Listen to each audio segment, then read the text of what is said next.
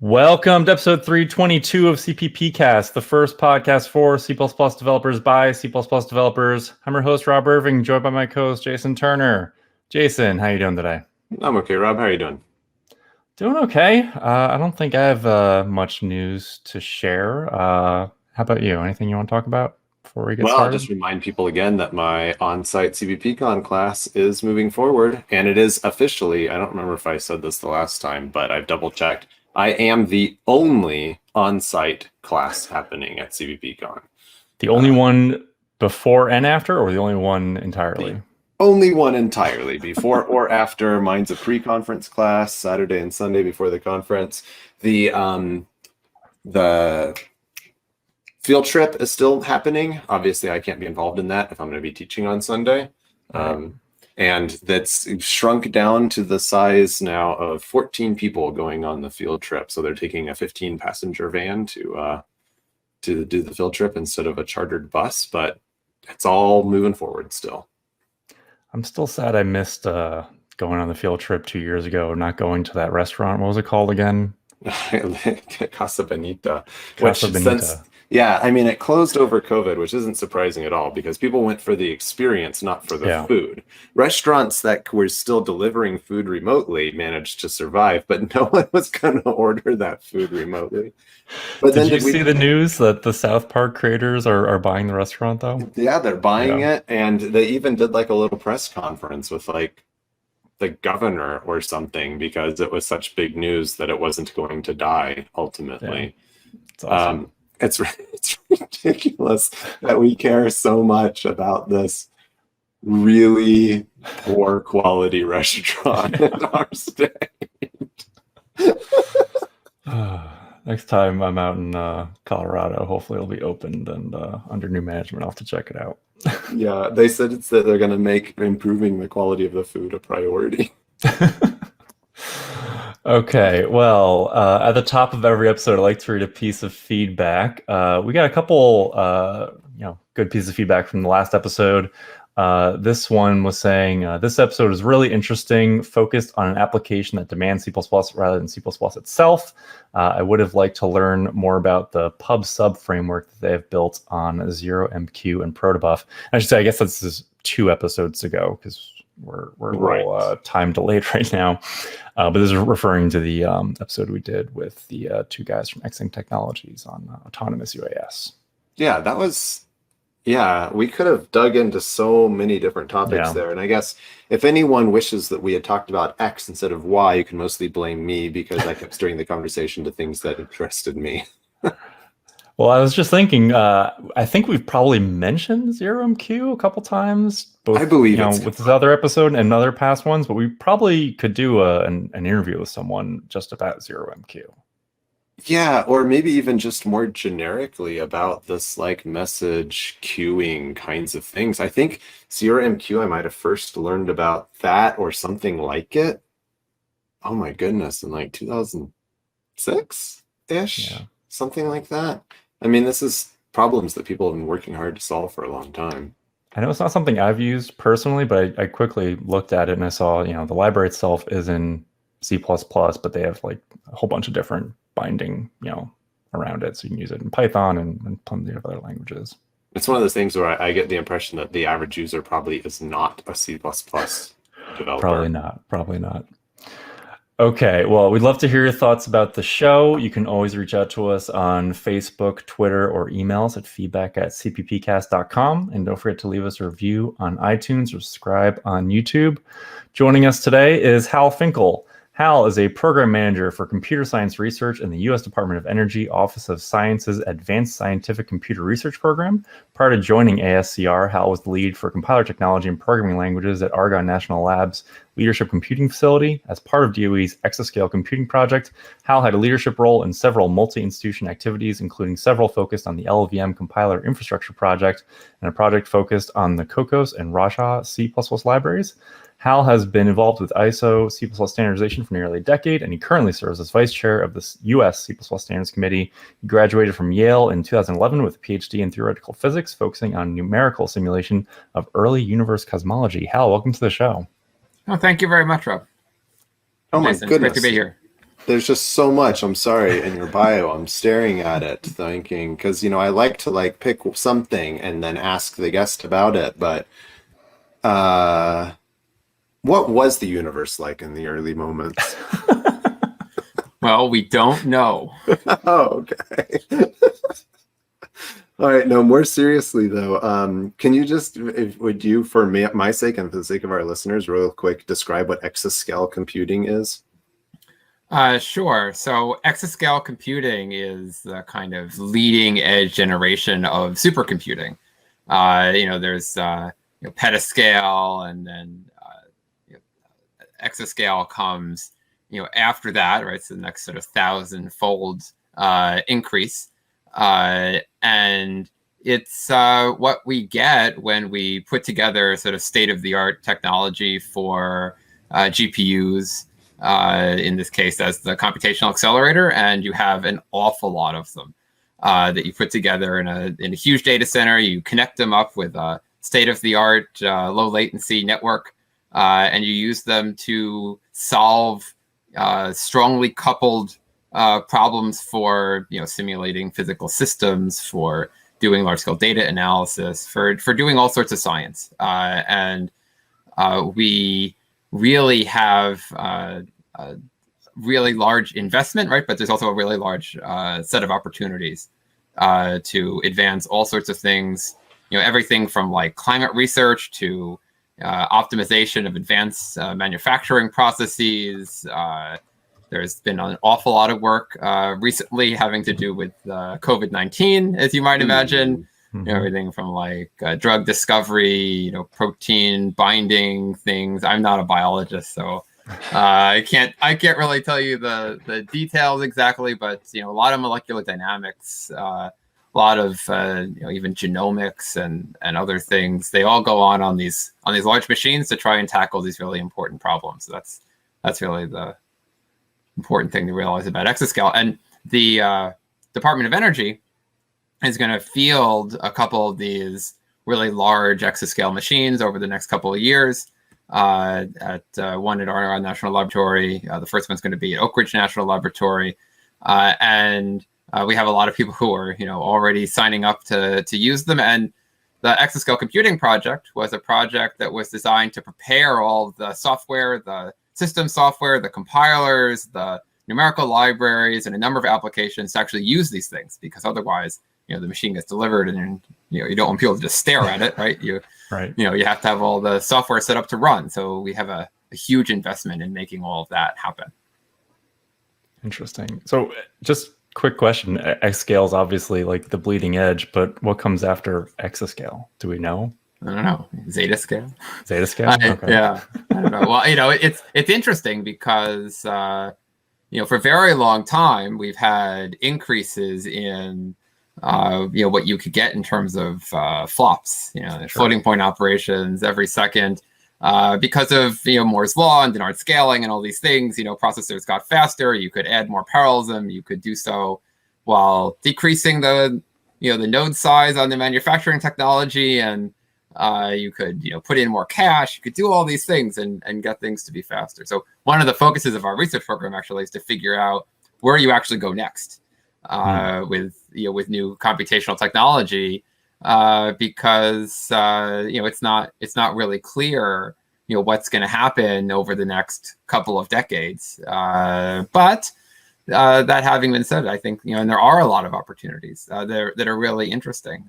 But the important point is that these the scale, the petascale, exascale. Normally, these things have been taken to refer to some kind of base metric like flops, and I think what we're realizing going forward is that we really have to focus on other metrics, right? Things that are going to correspond more directly to scientific productivity, of course, and are going to incorporate a lot of interesting new technologies and a lot of new algorithms.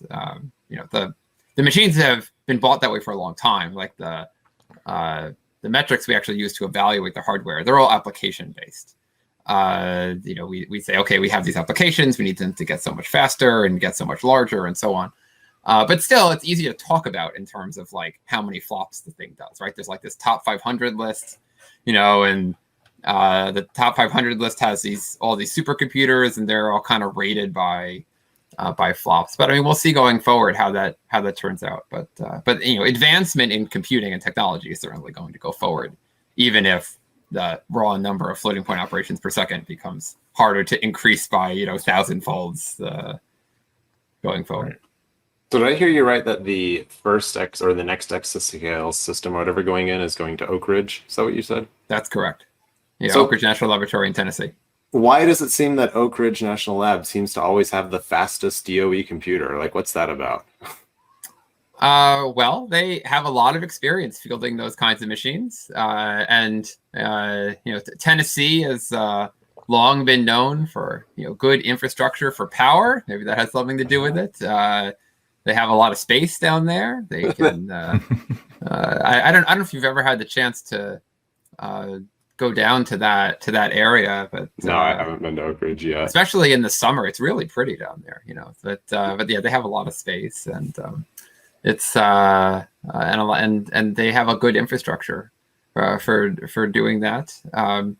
I think if you look over the past several generations of things, Argonne has sometimes had machines that people thought were more usable, even if they weren't the quote unquote fastest. Like these many core CPU machines, with the Intel Xeon Phis, the IBM Blue Jeans, and so on. Oak Ridge went more aggressively towards accelerators, so their machines were faster, especially in the previous generation or so. But all in all, it's good to have different options, I think, because they serve different applications. But right now, everything is, of course, going to accelerators. I mean, GPUs are the things that we're getting now on the Exascale machines, and beyond that, I don't know exactly what's coming, but of course, now there are like a zillion companies trying to do machine learning accelerators, as you're probably aware. And they have a lot of different really interesting architectures to them. I think that's going to bleed into architectures for more general computing. There's a lot of interesting things happening. Cool. Okay. Well, Hal, we got a couple news articles to discuss. Feel free to comment on any of these, and we'll start talking more about the work you're doing at DOE and the JIT proposal and other things, okay? Sure, sounds great. Okay, so this first article we have is the LLVM 13 release notes. But, I saw this in the news, and then I read more into it and saw that really, it seems like these release notes are not fully written out. It does seem that the release notes are not fully written out. There's lots of TBDs on here, yes. You would imagine a big, V13 release would have plenty to talk about. But yeah, there's parts here where they just say there's like placeholders, obviously. But it was an official announcement 9 days ago on the LLVM mailing list. Yeah. So we're not just crazy here. No, you're not crazy. You're not crazy. And I will tell you that one of the nice things that LLVM did some time ago was that they moved to time-based releases. So, every N months, whatever it is, you get a new release, and I think it's great because provides regular releases for the community. You're not waiting on sort of other random features before you get the thing you want, and so on. It's easier to plan around. One thing that is always difficult, however, is to make sure that the contributors and the code owners in various areas actually update the release notes before the release.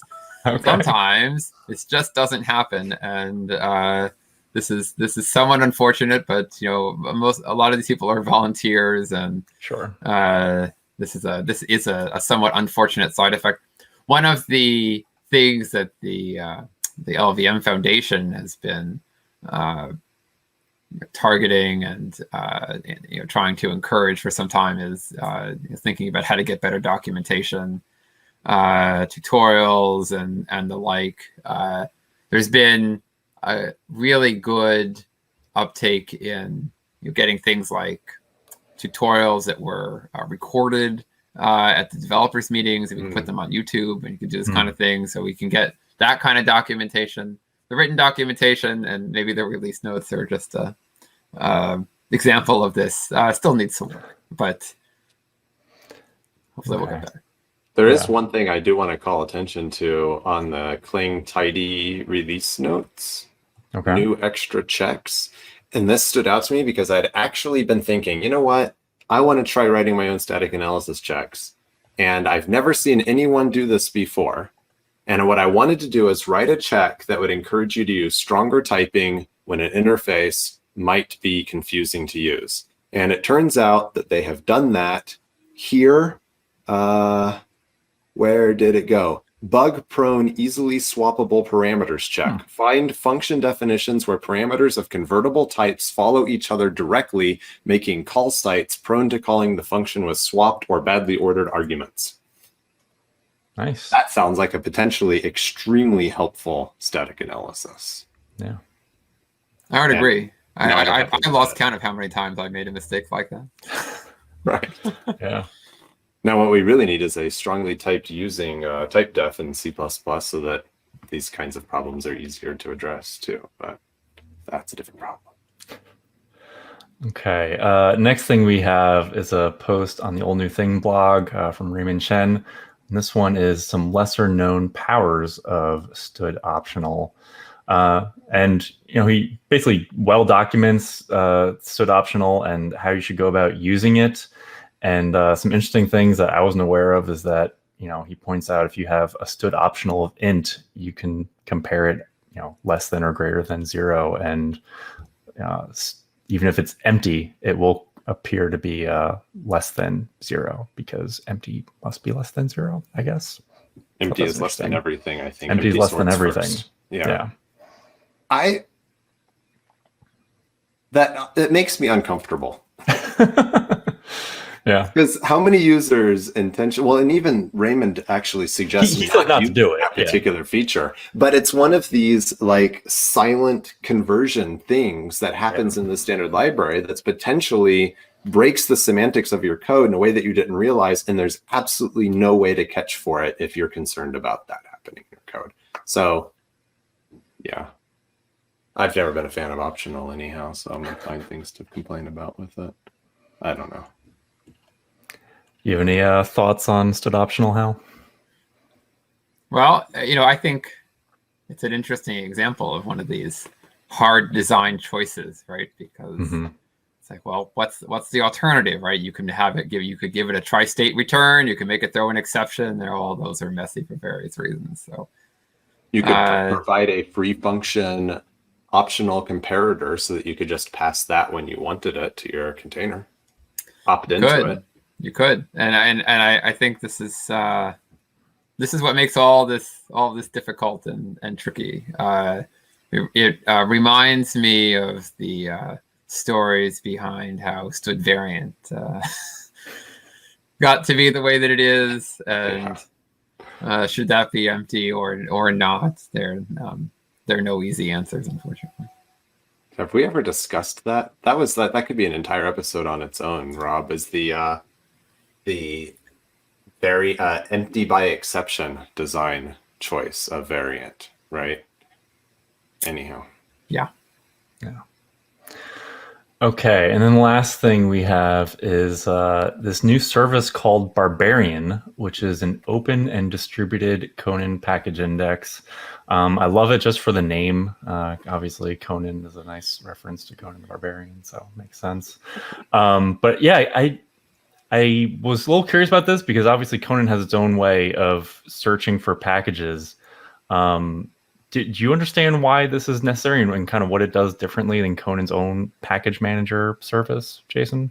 My understanding is that this would be an easier way for individuals to get their packages usable in a source-only way from Conan, similar to how VC package, at least until recently, had one giant mono repo that was just a bunch of recipes that you could pull from.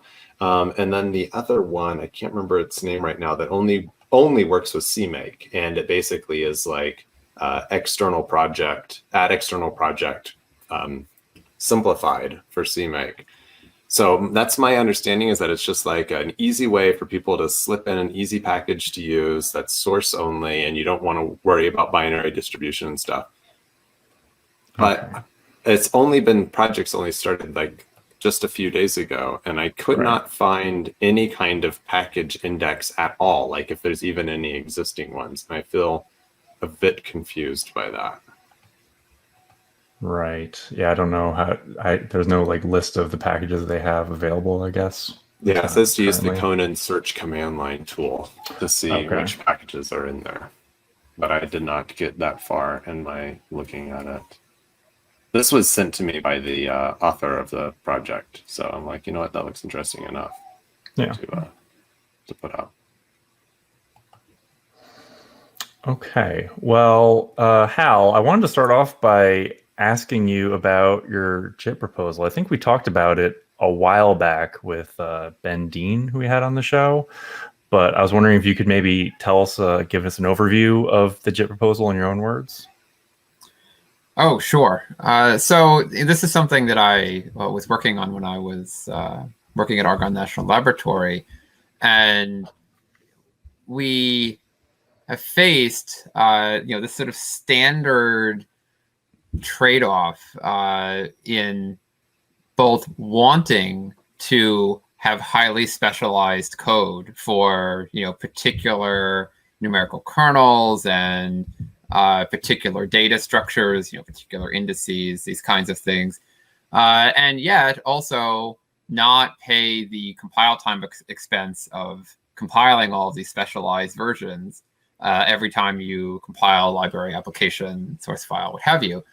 And we have some applications within the Department of Energy that use a lot of these kinds of specialized templates that also are having severe issues with compile time to the point where it's impacting developer productivity. I mean, this is, I think, not a situation which is unique to DOE. And so we started thinking about how we might change this in a way that would be easy to use and easy to integrate with things. And I think, the jury is still out, right, in that regard. But it was something that we really thought was important to explore. And the question was really, could you integrate some kind of just-in-time compilation technology into C++ in a way that would be natural, in a way that would allow you to abstract the JIT technology such that you could integrate it nicely with other C++ libraries and frameworks, and that would be sufficiently resilient, that would be sufficiently controllable, that it would kind of fit in C++, and allow you to create applications. I think that one of the obvious concerns with JIT is that it's a complicated technology, right? And pairing it with C++ implies an awful lot of stuff going on in the background.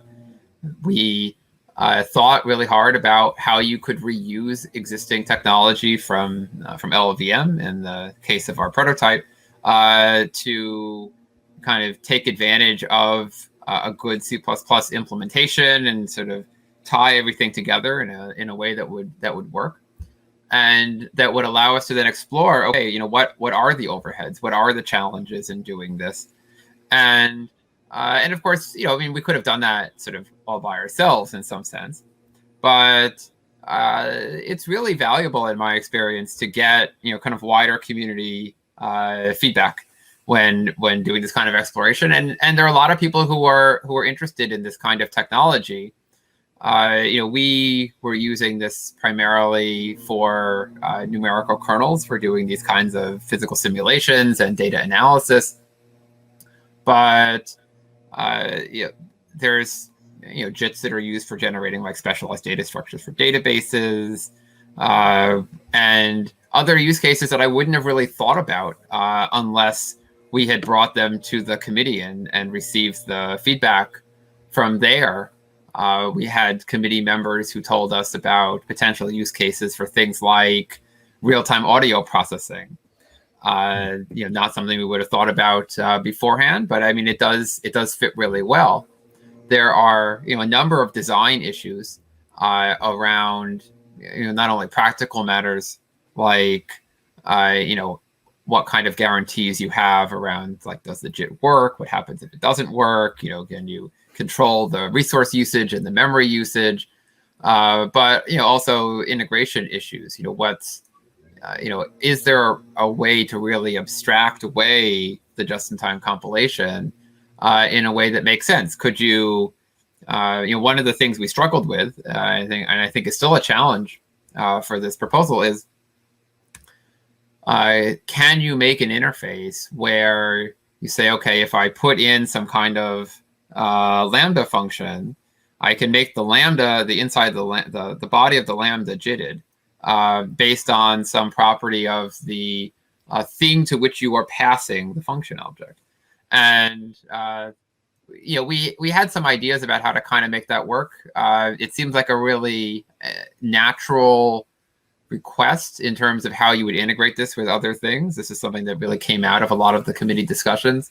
It's not something we have a clear answer for yet, but I think that going forward, as we look at not only the sort of needs of applications, but also the wide variety of hardware that's coming for running high-end computations, there are a lot of questions about how you can use this kind of technology to adapt programs to the kinds of hardware that they're running on. And of course, in some senses, for some kinds of technologies, like web technologies, for example, right? I mean, JITting is super common, right? There's an answer sitting right there. But for other kinds of applications, I think it's less clear. In the prototype that we constructed, we did have some preliminary support for CUDA and for running on accelerators. We did a bunch of experimentation with that, but I think there's still a lot more to learn about how to integrate this kind of technology. I think in the long-term future, people are going to have to think about adaptation for different kinds of hardware, and a lot of this is going to really depend on how diverse the ecosystem ends up being in terms of sort of computational interfaces from the C++ programmer's point of view. And I don't think we know yet exactly what the future will bring there, but it seems plausible that this kind of thing will still have a place in the future as we experiment more and as we learn more about what the computers are going to look like. What is the current state of your prototype? That's a good question. So there is a prototype. It's on my GitHub page. Still, there are some forks out there as well. There is a community of people who are interested in it. I don't think it's been updated to work with the very latest LLVM or Clang versions. And there are some branches in the Git repository corresponding to some different approaches to managing the abstraction around the JIT, to dealing with things like resource exhaustion and failure of the just-in-time compilation. The way the proposal worked is it allowed you to put in values for template arguments at compile time. And normally, of course, in the language, these need to be compile time constants, and so this would force the backend to kind of do a bunch of things. But I mean, sometimes template instantiation doesn't succeed. Sometimes this is because someone makes a mistake. Sometimes it's because there's a static assert that says, like, nope, like this shouldn't work. Well, then the question is, well, if that happens at runtime, like, what do you do, right? Like, you hit a static assert at runtime, you should be able to handle that somehow. And, so we have some different approaches that we've tried out for, how that might work. And, of course, also things like managing resources. When you just-in-time compile something, you've consumed resources. And, normally in C++, if you allocate memory or some kind of resource, there's some way of freeing it, right? That's under programmer control, so you don't use resources in an unbounded way. And again, how you best do this, I think, is a really interesting question in that context. What is the current status of the proposal right now? You said you got a bunch of good feedback, you said, but is it still moving forward in the committee? I think at this point, the status of the proposal is that it needs a good champion. My time and ability to work on this is now quite limited. So there are other people, and if others are interested in sort of pushing that forward, then that'd be great. I'm certainly supportive of that. And right now, I think there are some of these issues that people really need to put thought into. There are a lot of people on the committee who are quite interested in exploring this direction, but there are these really important questions that need exploration, and there certainly needs to be a lot more experience gained deploying this kind of technology in practice, integrating it into real applications, seeing what kinds of resiliency issues come up, what kinds of integration issues come up, how can you really express the kinds of things you want to express using this sort of mechanism. And one of the things that I've really enjoyed about being on the C++ standards committee is that you have a lot of great peers who are really kind of curious and engaging people, and are really like thinking about things and providing feedback, and this is one of the reasons why it's great to engage with that group. But I think for this particular proposal, there's a lot more thinking that has to happen. I think the committee's been really helpful with that, but the proposal itself does need a champion, I think, if it's gonna move forward in that regard. Okay. Can you tell us any more about, did you really put this prototype into use when you were at Argonne National Lab? Did it get much real world usage, like running on these big systems or anything like that? So we did use the prototype to run on some large systems. We ran on some supercomputers at Lawrence Livermore National Laboratory. Some of my collaborators at the time took an application that they had been working on, and they ported it to use this JIT system. The application was an interesting choice. They've had applications at that laboratory that they've created other just-in-time compilation systems for. But they weren't really well integrated. They were things where, for instance, you had modules that would generate source code, invoke compilers, load dynamically linked libraries, and so on. And there are a number of applications I know about that take these kinds of approaches.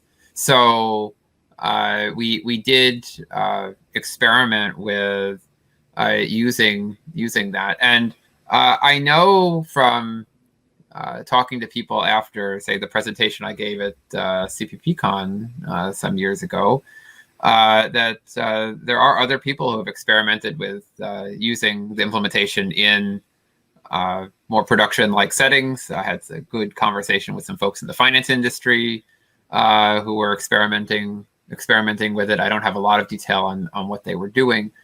But I think from my perspective, you really need an implementation that does a good job at handling this sort of resource allocation and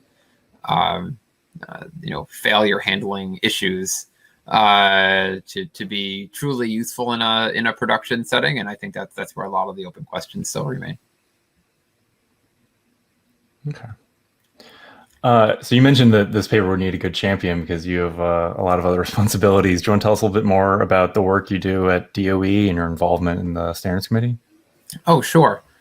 So right now, I have moved to the Department of Energy. So now I'm an actual federal employee, and I manage the large parts of the computer science research program within our office, the Advanced Scientific Computing Research Office. And we have we provide funding for researchers both at national laboratories, in academia. We have a robust program for investing in small businesses as well, the SBIR program. and we sponsor research and development work across programming models, runtime libraries, sort of hardware, software co-design. We sponsor work that relates to sort of large-scale runtime systems, to work on supporting accelerators, and work on sort of application-level technologies that are really important for advancing scientific computing, and with a lot of sort of related effects for the computing ecosystem more generally. So I think one of the things that is sort of really useful from my perspective is that with involvement in C++, the committee members that come from our national laboratories, and we have a large number of our national laboratories represented. We have Argonne, Lawrence Berkeley, Lawrence Livermore, Los Alamos, Oak Ridge, Sandia. All of these labs now have representatives on the committee. They can leverage their experience working on a number of these projects that the Department of Energy funds. Most recently, a lot of them are funded through this Exascale computing project. But these are things like LLVM and Clang. We have large investments in LLVM and Clang. We also have investments in C++ abstraction libraries like Cocos and Raja. We have investments in other areas, HPX, Sickle, right, which is this new single source programming model to handle accelerator programming. We have representatives on that committee as well. And the representatives from the labs can leverage these experiences to inform the standard. I should also mention that Walter Brown, who was on the C++ committee for many, many years, came from Fermilab, which is the Fermi National Accelerator Laboratories, another DOE laboratory, and we have contributed over the years in a large number of aspects of C++ development. I think if I just take a quick look back at the kinds of things that we've worked on over the last 5 years or so, parallel algorithms are sort of an obvious example, but also the DOE labs have been involved in the work on executors, which hopefully will come to fruition soon. Someday. There's been work on things like atomics, atomic ref, atomic view, floating point atomics, these kinds of things. The multidimensional array proposals. A lot of people from the labs worked on SPAN, MD SPAN. That set of proposals. There are also for sort of parallelism, the folks from the DOE labs have been involved in proposals for things like RCU, the read copy update mechanism, hazard pointers, affinity futures, the numeric algorithms and linear algebra work that's going on is driven in large part by folks from the DOE national laboratories.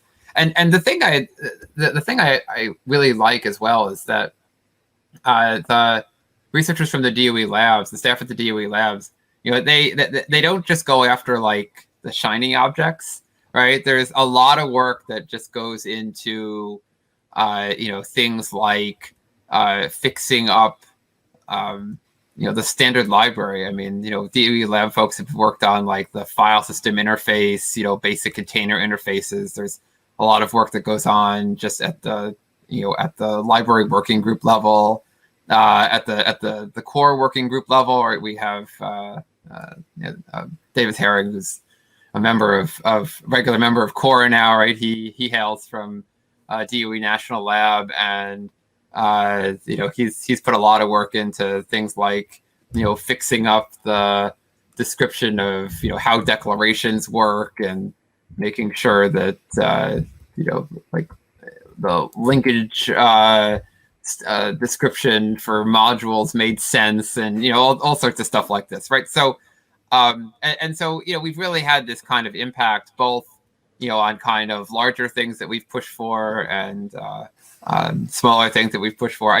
I think, and we do so collaboratively, and I think that's really been quite nice.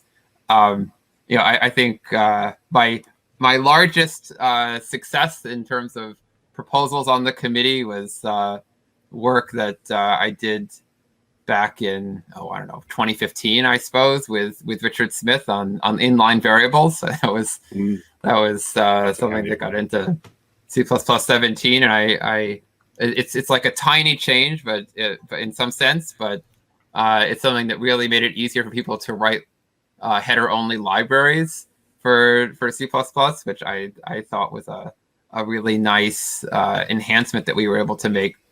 I suppose also back in 2015, I started working on assumptions.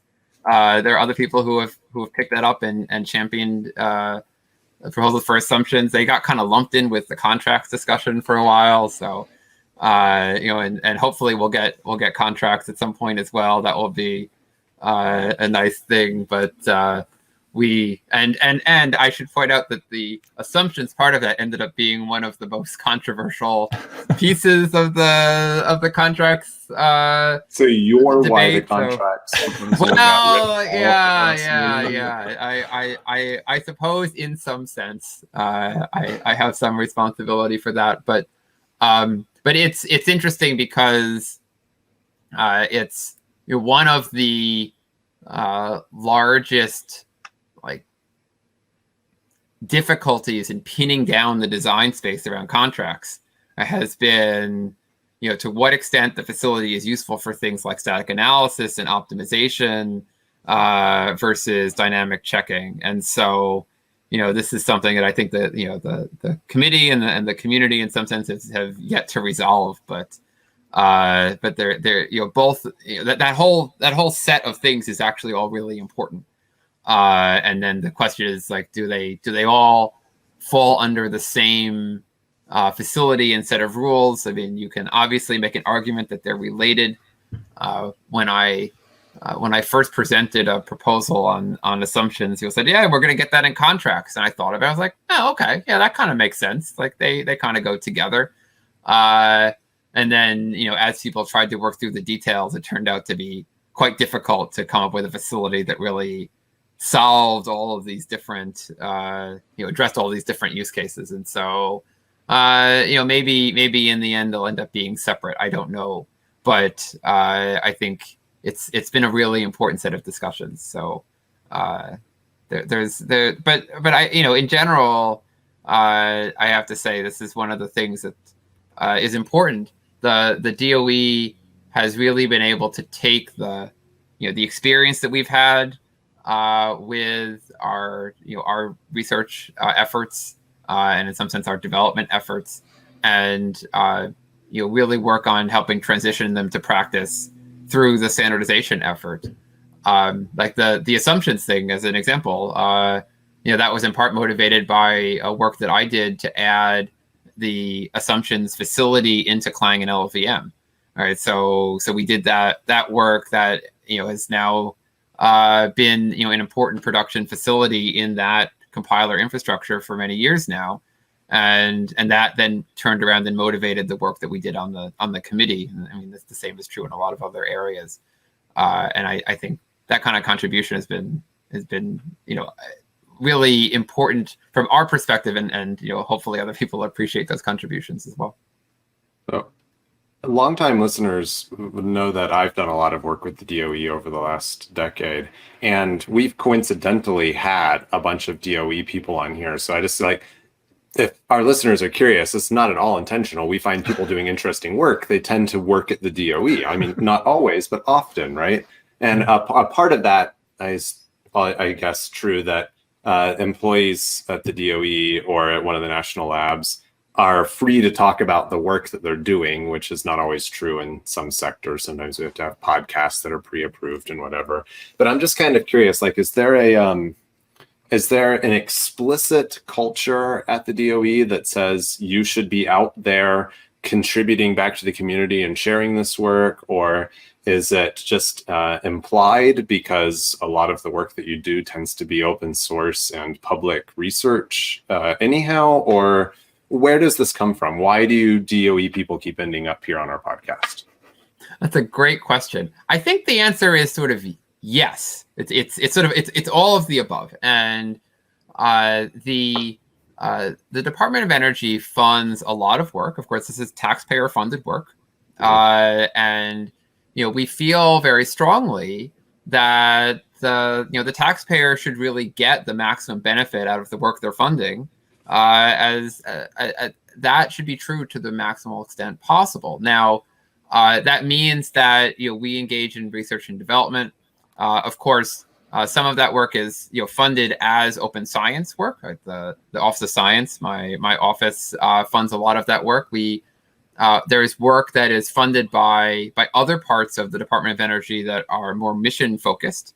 But regardless, we feel like we should give back to the country in the best way that we can. And we also feel that it's really important to have strong international partnerships and collaborations.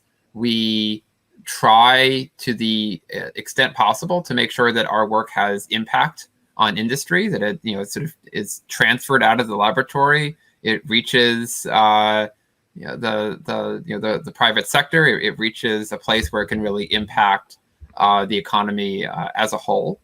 And I think the other aspect to this is that obviously some of the mission work that the DOE does are not things that we can discuss openly, but we do try to like all good C++ programmers, right? We try to design appropriate layers of abstraction, right? So this is a place where we can separate out the work that we can be open about, and we try and be very open about that. It's a great way for us to communicate with the wider community, with our vendors, with everyone else, and I think part of this as well.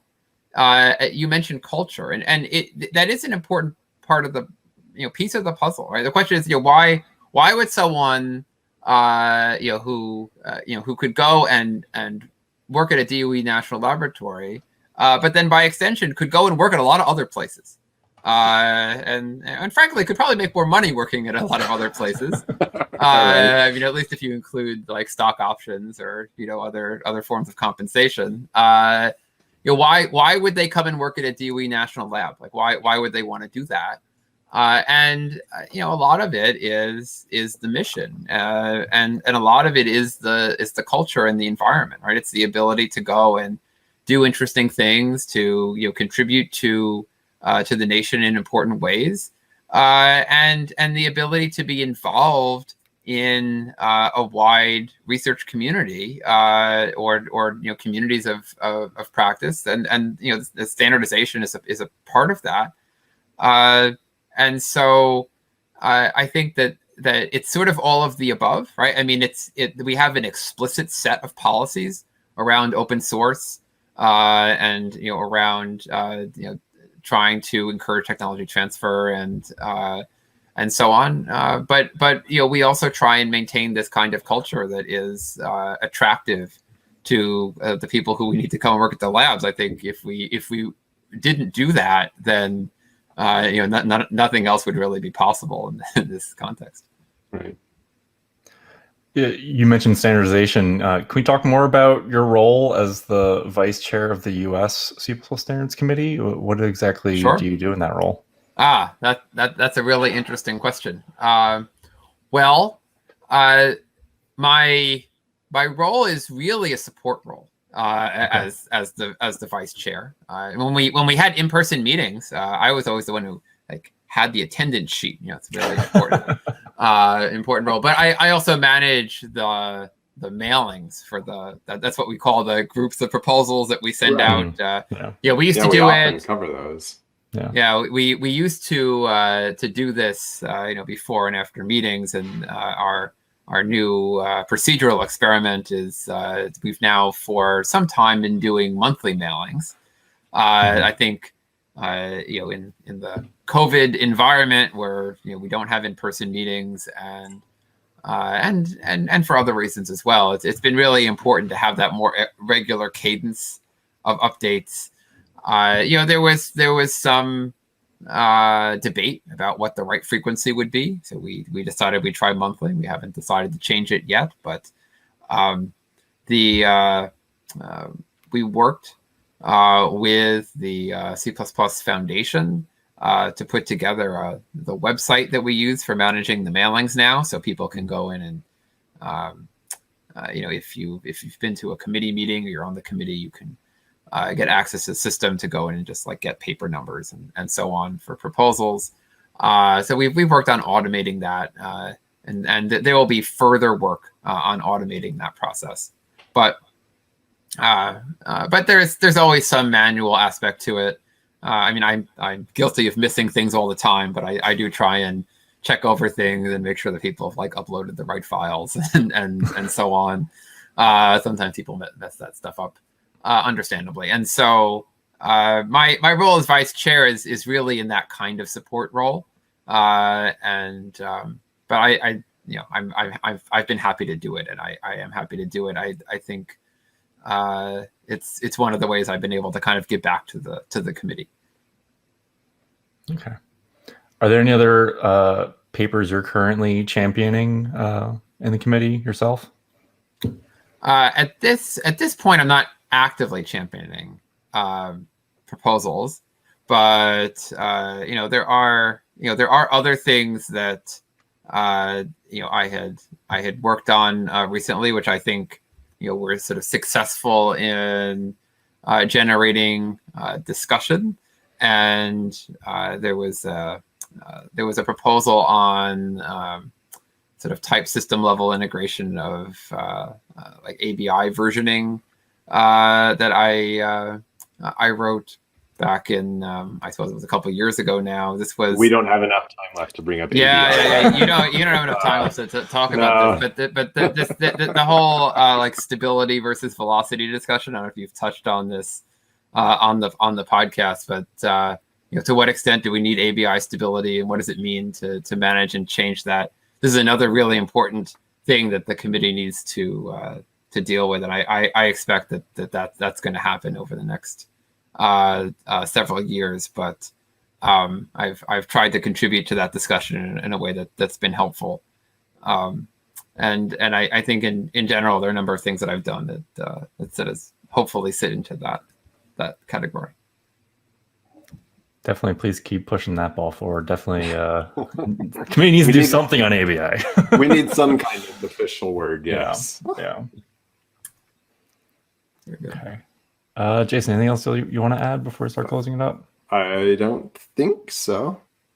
Okay. Well, Hal, it was great having you on the show today. Thanks so much for coming on. Is there anything else you want to let our listeners know about before we let you go?